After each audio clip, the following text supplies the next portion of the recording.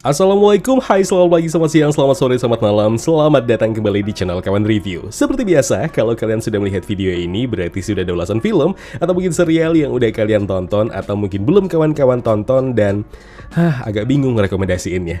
Sekarang kita berjauhan, kamu tetap selalu ada di hati dan pikiranku. Kamu baik-baik ya di sana. Aku selalu doain kamu dari jauh. Peluk cium aku buat kamu, Nuka. Ngomongin catatan si Boy, yang terbesit duluan itu jelas Boy, Emon, dan soundtracknya yang khas yang dinyanyikan sama Ikang Fauzi dan Atik CB. Berawal dari sandiwara radio, kemudian 5 seri filmnya diproduksi dari tahun 87 sampai 91, kemudian ada versi serialnya juga yang diproduksi sama Net TV, sekarang versi reboot ya. Ini reboot apa remake sih?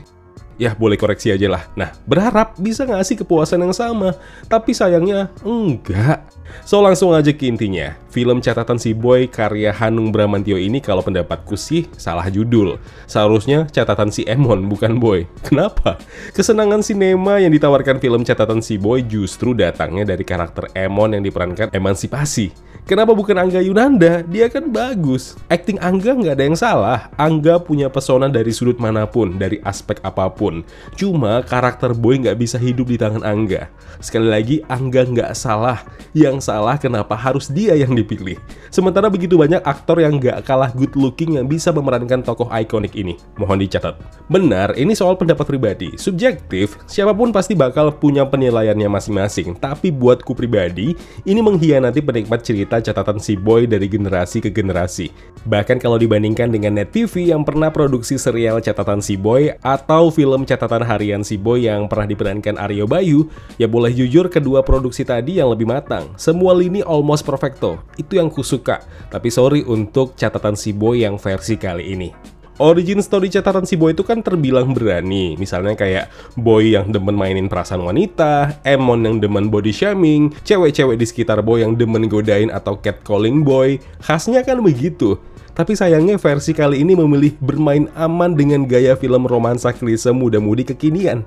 Catatan si Boy versi reboot ini diperuntukkan untuk generasi modern sekarang. So penonton generasi 80-an, 90-an jelas merasa dikhianati dengan versinya yang sekarang ini. Bukan gak bagus kok filmnya, perlu kuulangi lagi, bukan tidak bagus. Masih bisa dinikmati, tapi jelas sasaran penontonnya bukan dari range usia yang sekarang sudah menyentuh 40 tahunan ke atas.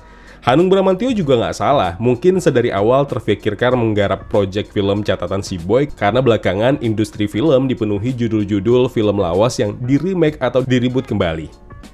Perlu diketahui, gumam penonton ketika filmnya berakhir sepanjang koridor di bioskop mereka ngeluh soal pacing filmnya yang begitu lama. So dampaknya, rasa jenuh mulai ngegeluti seisi bioskop dan itu yang juga aku rasakan. Plot yang terasa mediocre untuk ukuran film dengan cerita yang sebenarnya tidak perlu diapa-apain lagi karena sudah hafal mati buat penikmat catatan si Boy dari masa ke masa. Premis berkelanjutan yang terasa hambar, so ketimbang harus jadi film dengan judul catatan si Boy, lebih baik filmnya diganti judul yang berbeda, tokoh yang dibuat berbeda juga penamaannya, mungkin ekspektasi dan perbandingan bisa diminimalisir.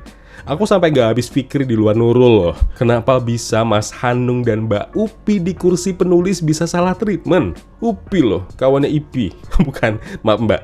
Ekspektasi jelas ada di setiap naskah film yang ditulisnya. Tapi aku gak pernah bisa ngelupain kamu. Bang, gak bahaya toh kritik terus dari tadi? Bukan gitu men. Sebagai penikmat sinema, di saat industri ini sedang naik-naiknya, bioskop sudah mulai bernafas lagi sejak terhenti sejenak selama pandemi. So nggak salah kan kalau kita itu hitung-hitungan soal pengeluaran nonton bioskop sebanding nggak dengan film yang kita tonton.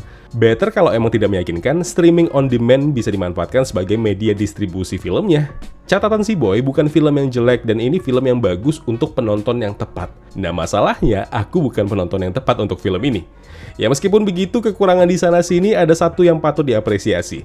Kemasan visual yang menjanjikan nan mahal. Ya udah itu doang sih. Film catatan si Boy menyedihkan untuk tampil gigih. Boy yang kita kenal sudah berubah dari yang seharusnya si pemain cinta jadi pejuang cinta. Meriam Bellina dan Eman menguasai panggung ketimbang lini utamanya. Sorry kalau kejujuran ini menyakitkan, tapi siapa yang bisa ngatur untuk penonton yang bayar pakai uang sendiri seperti saya ini untuk berpendapat? So kalau kawan-kawan menganggap filmnya bagus, ya itu artinya kalianlah sasaran penonton film ini sedari awal, bukan aku. No hard feeling, jangan merajuk, semangat. Wassalamualaikum.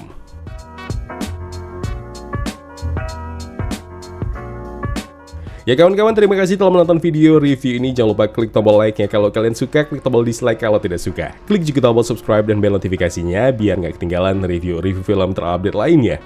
Kalau gitu aku Zain pamit undur diri. Terima kasih, jaga kesehatan, tetap positif, dan jangan lupa bahagia.